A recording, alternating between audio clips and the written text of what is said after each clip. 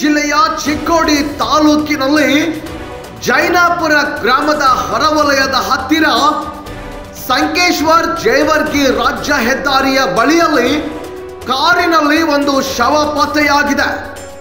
ಈ ಶವ ಖ್ಯಾತ ಉದ್ಯಮಿಯೊಬ್ಬರ ಶವ ಅಂತ ಗುರುತಿಸಲಾಗಿದೆ.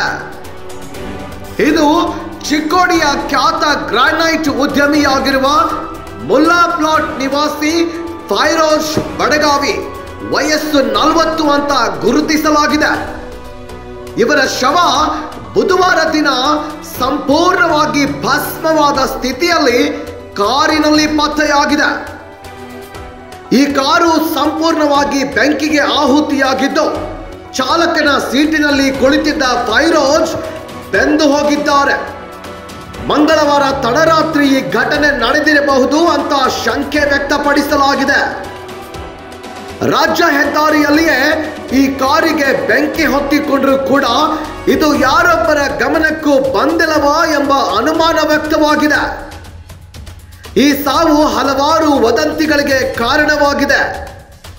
ಬುಧವಾರ ಮಧ್ಯಾಹ್ನ ವಿಧಿವಿಜ್ಞಾನ ಪ್ರಯೋಗಾಲಯದ ಸಿಬ್ಬಂದಿಗಳು ಸ್ಥಳಕ್ಕೆ ಭೇಟಿ ನೀಡಿ ಪರಿಶೀಲನೆ ನಡೆಸಿದ್ದಾರೆ.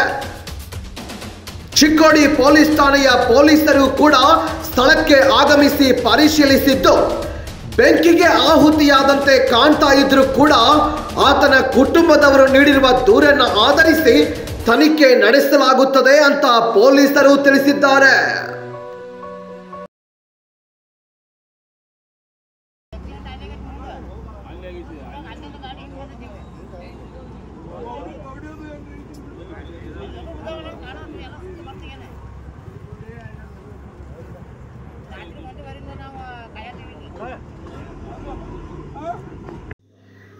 Bureau report F9 TV news Chikkodi.